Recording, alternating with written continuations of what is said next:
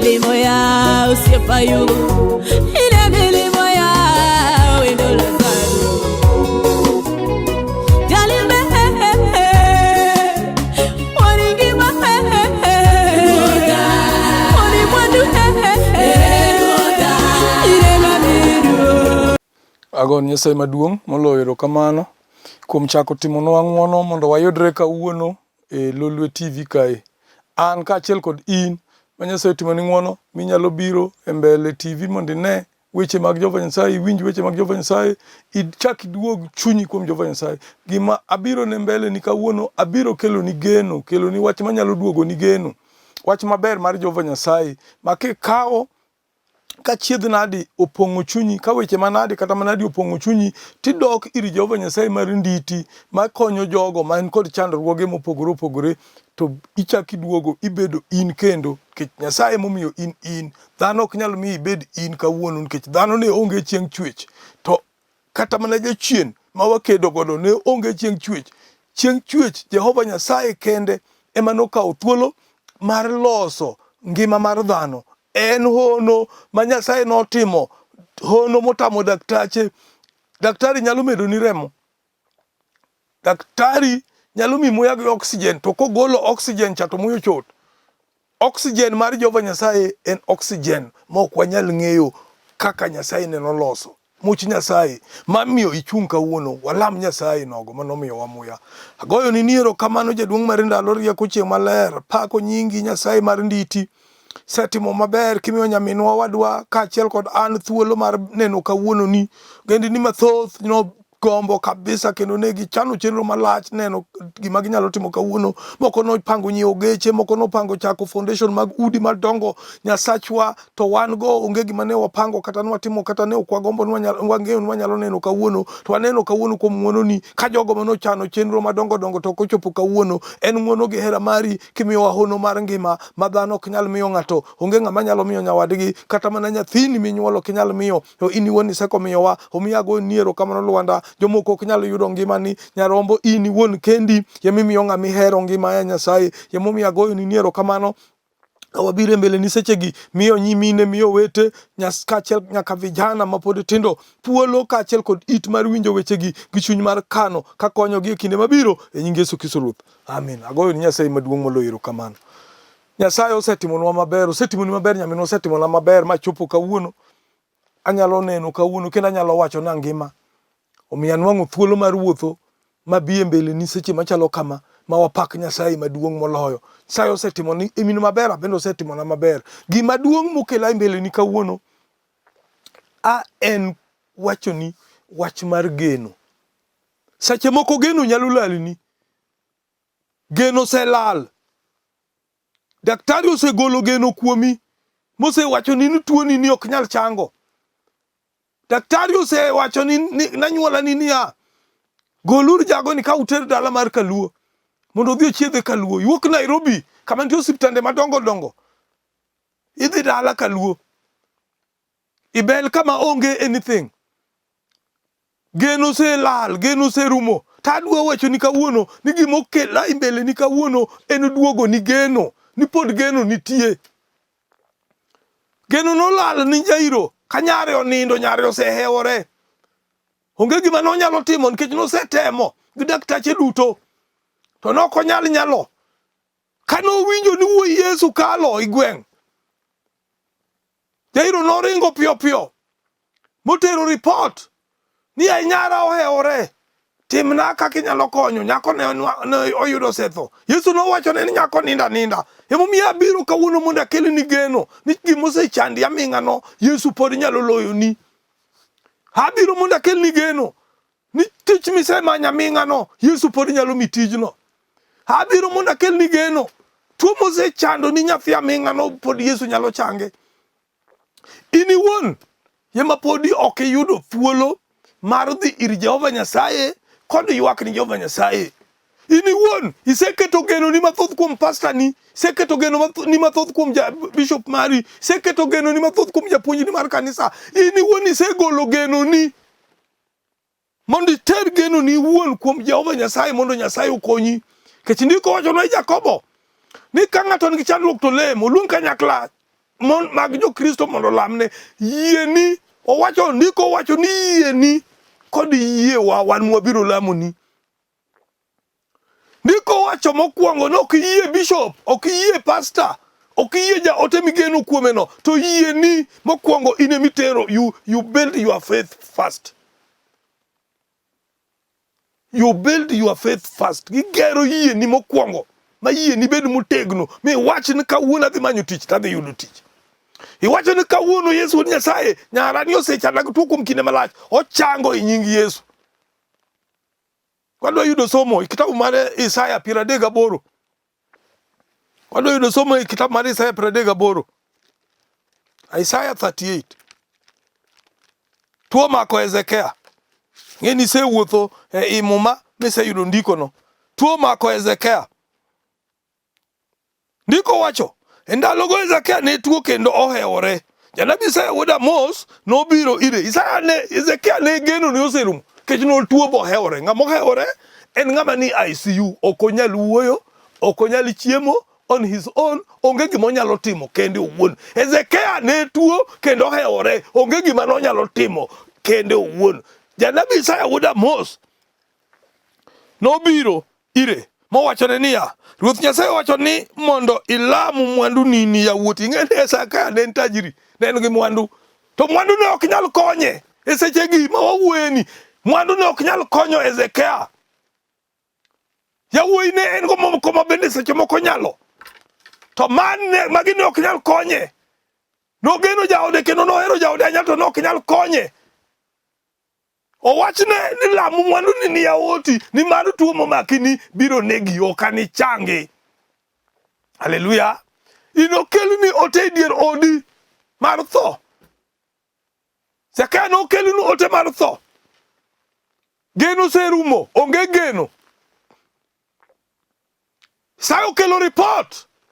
Tuo momaki ni biro negi okani kwo. Kana Jehova nyalo duogo geno kendo kama geno serume. Kama dhano separo ni kani onge geno, onge gima nyalo timore. Ng'ama dhano seng'ado ni bura nuori ng'ane chama chatu pinya okano lune. Nyasaye nyalo duogo geno kendo. Ezekia no seng'ado ni bura no ok nyal chango kendo, ok nyal chung mawuothi. Saya wuod Amos no sekelo ote moa kuom Jehova Nyasaye. Kara Nyasaye ma walamo ni en Nyasaye ma jalok pache. Onyalo loko pache. En ok en dhano. Ok onyal mako ni tama ok oweni. Saya nyalo loko pache. Jehova Nyasaye wuon ni Mose oro Isaya wuod Amos dhi wach ne Ezekia ni tuo momake okano kwo, tuo no nege. Haleluya. Tuo no nege. To ka Ezekia no winjo wawinjane. Ka Ezekia no winjo report mar tuo mar tho. Se wachne ni lamu mwandu ni. Kech mwandu ne en go tok nyal konye. No nyalo dhi osiptal mara yote maber manie pinyno. Tok ne nyalo konye. Geno no serumo. Koro ne onge geno kendo. Ezekia ne en mar tho. Ezekia ne en mabul. Kech otabendo se ai polo. Ni tuo momako Ezekia ok en mar chango, en mar tho. Saya bende kosetero ote. Ezekia kane Ezekia winjo kamano, nolokore mong'iyo kor ot. Mokwayo Ruoth Nyasaye niya, Ruoth Nyasaye, asayi parie kaka sewuotho e nyimi gi adiera kod chuny mobidhore. In isewuotho e nyim Jehova nade mondo Nyasaye ochako winji kendo, Nyasaye ochako pari kendo. Chandruok oseloyi e ot, onge kata kaka ikonyri. Mbele kanyo nyi wuotho e nyim Jehova Nyasaye nade. Ne kakoro Ezekia konyore nikech wuothe maber chien. Ka iwuotho maber chien to Nyasaye biro pari. Ezekia no wacho ni Jehova Nyasaye. Ezekia ne en kod ushuda. Ezekia ne en kod testimony. Wacho ni Jehova niya, parie ya Jehova, asayi parie kaka sewuotho e nyimi gi yo moriere tir kod chuny mobidhore. Ezekia wacho nyasebedo maonge mibadhi, nyopo katimo mibadhi e mbeleni. Kawuono ni Jehova para yaye. Nyasaye Ezekia ywak, para yaye Jehova. Ne kaka sewuotho e mbeleni gi chuny mobidhore. Ne kaka sebedo jadier e mbeleni. Ne kaka sekonyo mon liete. Ne kaka sekonyo nyithi kiye. Kawuono ni donge di para. Nyasaye pari kod winjo ywak ni mar adier. Ji mathoth dhi e mbele Jehova Jehova kod weche mag mriambo.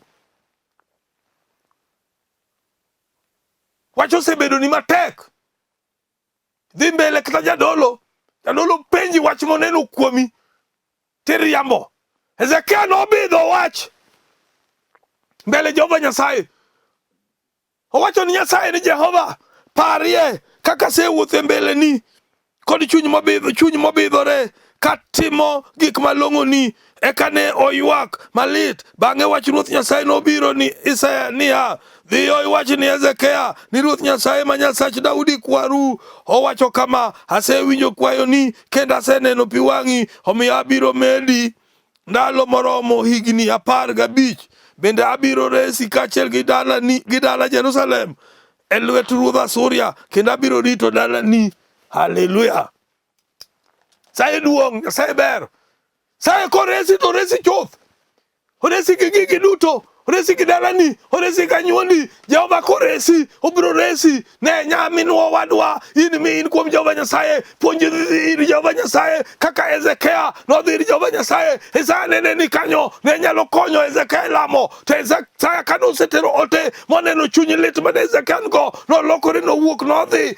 Ne oken machiegni koro. Ne Hezekia ne chuny oyombo min ode. Hezekia ne chuny oyombo yawuote. Ne ok oywak nikech ne ok odwa wito mwandu ge manosewachne nopog ni nyithindego ne gin but noywak koparo nosetimo ni Jehova Nyasaye maber, kendo noparo ni pod nitie tich manonego ti e od Jehova Nyasaye. In kawuono nyaminwa, in owadwa, ka nosekonyi, iseywak ni Nyasaye ma Nyasaye osepari, ilal ionge. Koro eka tijeni obiro, ne ywago nyathi kuom higni mang'eny, ne manyo nyathi kuom ndalo mathoth, to Nyasaye opari, osemi nyathi koro lokore kikwazo, ok inyalo dhi kanisa nikech ting'o nyathi ohewi. Haleluya.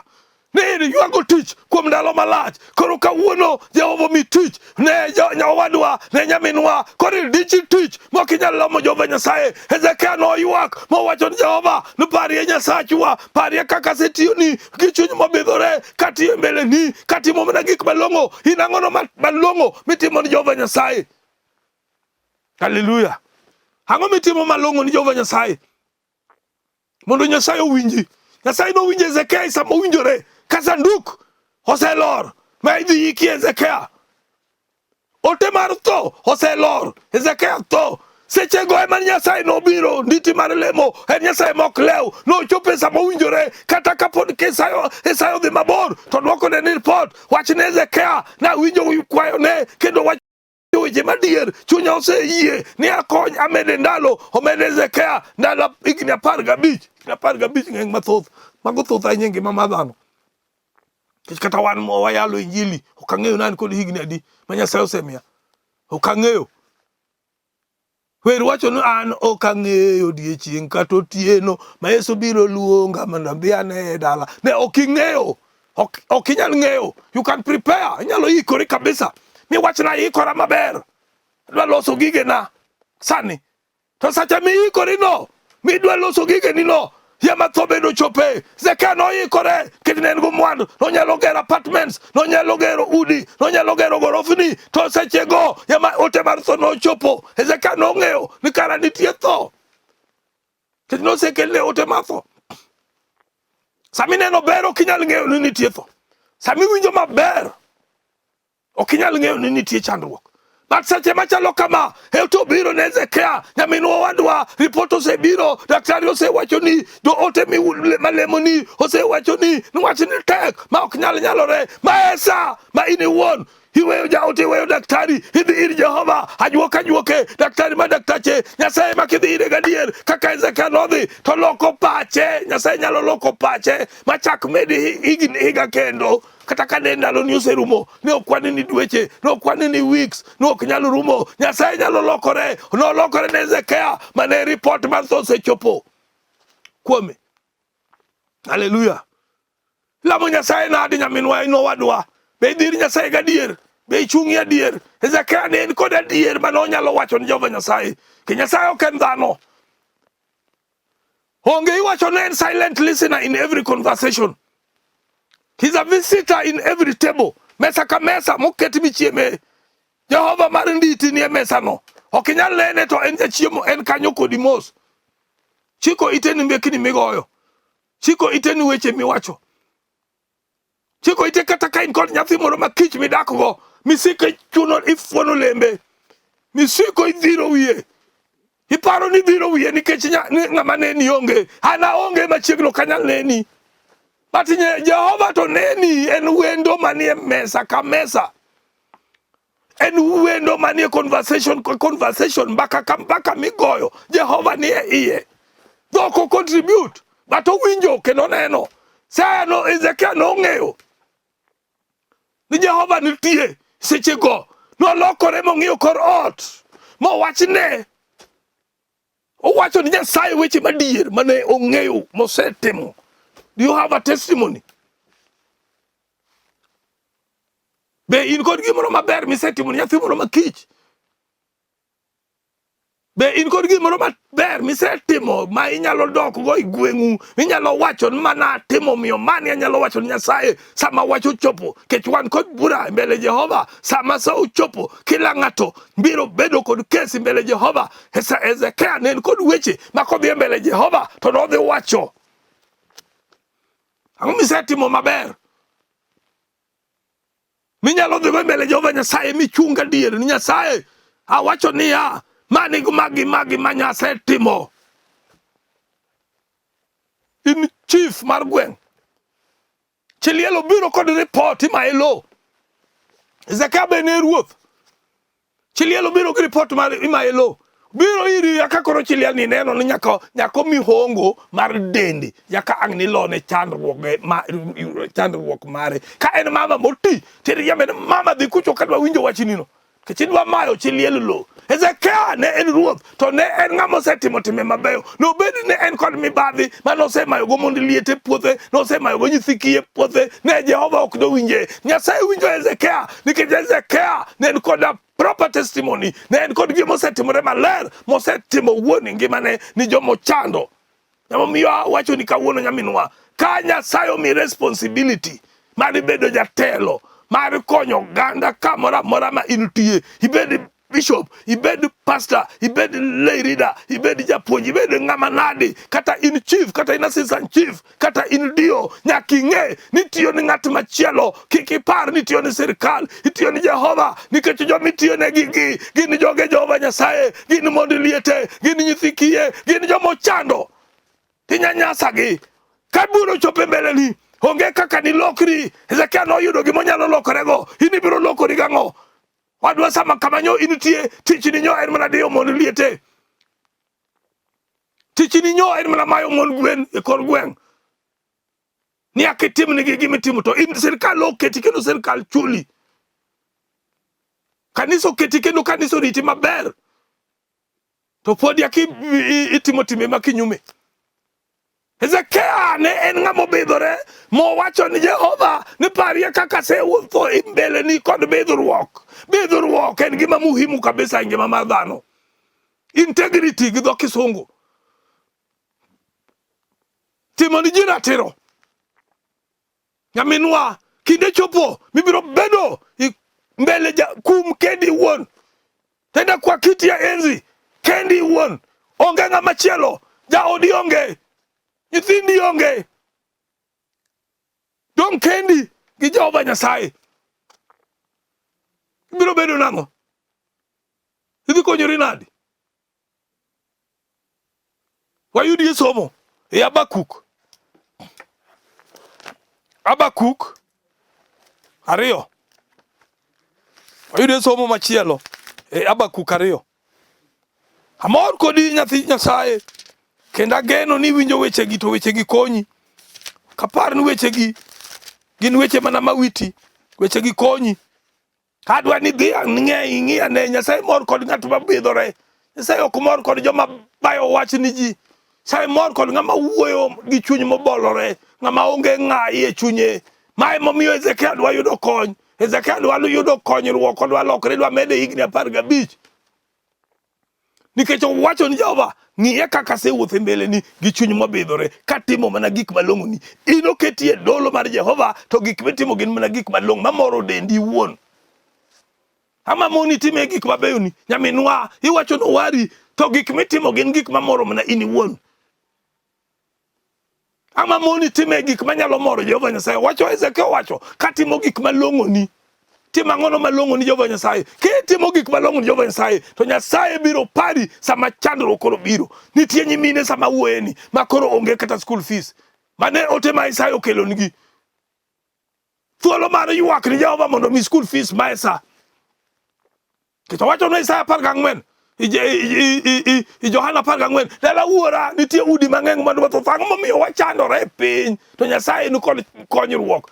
Thuolo mar kwayo mondo yawnwa diris konye motamo wakia kaka wanyalo kwayo, kaka wanyalo wuoyo kod Jehova, kaka wuonu, kaka inyalo ywak ni baba ni, kaka inyalo dudori ni wuonu mondo wuonu ong'i maber, otimni maber, okonyi mondo yud school fees, mondo yud gima chandi, mondo ilo kes machandi no. Dhi ir Jehova Nyasaye, gochongi piny, ywag ni Nyasaye. Nyasaye en jadiera. Wacho no konyal miyo watemo ingo tekrewa. Jo Korintho mokwongo 10 kwan matindo 9 kwan matindo 12 okonyal miyo watem. Nyasaye en jadiera, okonyal miyo watem moingo. No okomiyo Ezekiel tem moingo tekre to biro nyiso wa yo mwakalo go tem ka temo biro mbelewa. Ye momiyo nyiso Ezekiel yo mar kalo temo mar tho manose biro mbelene. Kwacho ni jadiera, okonyal miyo watem moingo tekrewa to biro nyiso wa miyo wa yo mawakalo go tem ka temo mobiro mbelewa. Koro in yo Jehova osekete mbeleni. To kakikal temne mutami. Nyasaye ni jadiera. Owacho ni winji, aseketo dhoot moyawi e mbeleni. Winji, keto dhoot moyawi e mbeleni. Fweny adek. Otemo ten jo Kristo man Thessalonika. Winji, aseketo dhoot moyawi e mbeleni ma onge ng'ama nyalo loro. Ne okete mbele to kine. Ezekiel ne nugo dhoot ngima e mbelene. Mano Nyasaye oseketo dhoot mar ngima to ne ok onyalo neno nyaka time ma Isaia wuod Amos nokelo ne report ni winji itho. Yaka no fwenyo yo monyalo yawo go dhoot mondo donjie ngima. Hallelujah. Yo midonjo go e ngima en mana dok ir Jehova Nyasaye, ywak ni Jehova Nyasaye kende. Ok walem mondo kik watho chuth. To walemo mondo wabed mangima. To tho mar jasigu Satan kabila manodhi ni Ezekiel to ok nyal negowa nikech wan jog Kristo. Momiyo wachonwa e Jorumi 8 ni to ma koro onge bura kuom jogo man kuom Kristo Yesu. Kisebedo kuom Kristo Yesu to koro onge bura. Hallelujah. Bed kuom Kristo Yesu mondo Kristo Yesu otiek buche mag anyuola e mbeleni. Habakuk wuoyo e Habakuk 2 wacho niya, Ruoth Nyasaye odwoko Habakuk, in isechiko iti isegombo dwoko moro kuom Jehova, be isekwayo Nyasaye gimoro? Habakuk nodhi rito dwoko nikech nosekwayo. In isekwayo ang'o kuom Jehova Nyasaye ma in miola ola chunyi tin? Nyasaye be aselamo gaming'a, Nyasaye oweya, Nyasaye nini, Nyasaye this, Nyasaye that, Nyasaye whatever, Nyasaye nini. Ang'o misekwayo kuom Jehova Nyasaye? Habakuk 2 eka ne Ruoth Nyasaye odwoka kama, ndik wach mibiro yudo. Obiro wacho iwie ni abiro chung' kara adier, abiro chung' ewi kama oger mabor mar ng'icho, kama oger mabor mar ng'icho mikwayo go Jehova Nyasaye. Kisekwayo gimoro tidhi rito, irito, ikawo time mari tirito. To kikia rito, nyaminwa wadwa, kikia rito araka isekwayo kuom Jehova, iseringo kuom ajwaga cha, iseringo kuom jaote cha, iseringo kuom ikiko jo ote kata ka konyni biro, ikia ni konyni yo akure. Koyo ni Nyasaye maduong' moloyo kamano. Ema Habakuk wacho koro mae fweny nogo. Nyasaye wacho wuoyo kod Habakuk e fweny. Koro mae fweny nogo, ng'at ma chunye ok ni kare nopodhi, to ng'at ma kare nobed mangima nikech adierane. Hallelujah. Ng'at ma chunye ok ni kare podho, to ng'at ma obidhore ma chunye ni kare kaka Ezekiel obidhore bedo mangima. Koro in idwa bedo mangima kosi idwa podho. Idwa bedo mangima kosi idwa podho. Kingima ka in ke chunyi ni kare tidhi bedo mangima, to ka chunyi ok ni kare tipodho. Emomiyo ruodhi mang'eny osepodho, ma emomiyo jodolo mang'eny osepodho, nikech moko chunygi ok ni kare. Ma emomiyo nyimine malemo mang'eny osepodho, nikech moko chunygi ok ni kare. Ma emomiyo wete mang'eny, wete moko dhi e kanisa nikech gineno nyimine morwako lewni macheko. Nyimine moko bende dhi e kanisa nikech gineno jomoko e kanisa, gidwa dhi liwa, gidhi dwaro sponsors e kanisa. Ma emomiyo gipodho. Ma emomiyo wetegi bende podho. God Nyasaye mar nditi erokamano. God Nyasaye maduong' moloyo erokamano, osetimonwa maber. Miyo wateko mar wacho wecheni. Chieng' maler, Lwanda mar Agabo Jakonjo Chan, Yesu Ngire manowuok e msalaba koloko piny ahucha, piny olokore mudho i wang' sa. Goyo ni erokamano ahinya. An nyinga en Bishop Stephen Otieno Ojwanga Oduge Nyawuolo. Alimi Msanda Holy Ghost Church of East Africa e Nairobi kae. Kalo dako Roma e piny mar Ugenya Nyawuolo to adhi adak e piny mar Gem Sirembe. Sache ma chiwuoye kodini adak Gem Sirembe to aja Ugenya Nyawuolo. Nyasaye mondo timnu ng'ato ka ng'ato maber. Ang'e ni Nyasaye ni kodwa, obiro timonwa maber. Agoyo erokamano mokwongo ne oganda wa duto. Wan kod chenro sama wuoye kodini mar rwako Bishop acting Bishop Pastor George Sau Awino e kom mar Bishop tarik 8 dwe mar 8 dala mar Mradi. Nyasi biro timore Mathare 4A School, Primary School ma Mathare 4A hall man kanyono. Kanye mwa biro dhi tarik 8 dwe mar 8. Jatendwa moluor Archbishop Julius Owiti Wonokomo donjo Nairobi kaachiel kod assistant Archbishop mare tarik 7 dwe mar 8. Koro ka gidonjo to wan jo Msanda Holy Ghost man ka wabiro rwakogi. Wan mbele kanyo kendo wadhi tiyo tich Jehova Nyasaye. En tich machakore Saturday to ochakore Saturday to rumo Sunday. Erokamano. Agoyo Nyasaye erokamano. Goyo erokamano be mokwongo ni min oda Mary Aor kama enitie dala mar Nairobi ka. Nyasaye mondo timne maber, mondo rite. Jowa duto molemo kod Kaloleni Church, Nyasaye mondo timnu maber. Jo minewa madongo kaachiel kod jodongwa mag kanisa, Nyasaye mondo timnu maber. Gi diocese marwa mangima mar Nairobi City, pastors wa duto, Nyasaye ogwedhu timnu maber. Agoyo nu erokamano. Walam Jehova Nyasaye. Erokamano chieng' sila nyarombo mok ne kod wang'. Goyo ni erokamano. Parie nyamin makoro bet kaneni man kod madwaro geno. Nyasachwa nyamin mageno lal kuome. Tuo osechande gaming'a. Osechandore komanyo nyathi gaming'a. Wadwa mageno lal kuome osemanyo tich ndalo mang'eny. Wuod Nyasaye chung'ie kod nyiminegi, chung'ie go wetegi. In kendi ema niduoko ne Hezekia geno. Habakuk nochung' kama oting'ore malo kong'i kendo korito duoko. Ang'eyo ni ng'ato ka ng'ato nigi duoko ne, ng'ato ka ng'ato nigi honde. Hono rito ema osetamowa. Nyarombo jang'wono chieng' maler. Kwayi ni hondowa mondo biye mapiyo piyo. Kech ang'eyo ni ng'ato ka ng'ato nigi honde. Chung'ie kod nyamin-ni, chung'ie kod owatni, chung' gi jowa duto, nyaka jogo duto mane station ka. Vijana duto ma wan godo ka, ting' gi malo dibo bed jakorgi. Ng'eyo ni initie, ting' yo wadwa Nick Malo man bende station ka, gwedh gi jadolo kaachiel kod jotelo duto mag station ni. Ang'eyo ni Nyasaye ni in Nyasaye ma jadieri. Wachonwa ni in jadier, nok nyal miyo watem moingo tekrewa, tibiro miyo warieko mwakalo go tem ka tem. Nyasachwa mi nyimine rieko mar kalo tem, miyo wete rieko mar kalo tem. Nyasaye bedie jakorwa, joma laro lo, joma ng'ang'ana kod mond liete. Jehova mi mond, iwacho ni Nyasach mond liete gi nyithiki. Adwa kwayi ni dhi mbele mond liete. Nyasachwa mokoro ithiro kendo koro idwoko chien. Nyanyasa gi Kristo in min jadier, chung' kod gi Nyarombo, lo nigi cases manie mbele gi, lo ni owete cases manie mbele gi. Mana jogo mong'eyi to jomok joratiro ruoth ya iwoni wacho ni ng'at mok jadier obiro podho. Nyasachwa tichung' kod jogo mawacho adier. Kitimo kamano go ni erokamano. Anie mbele ni kaka wuodi, telo na idong' na chien e nying Yesu Kristo Ruoth. Amen. Erokamano. Olimo ya usiepayo.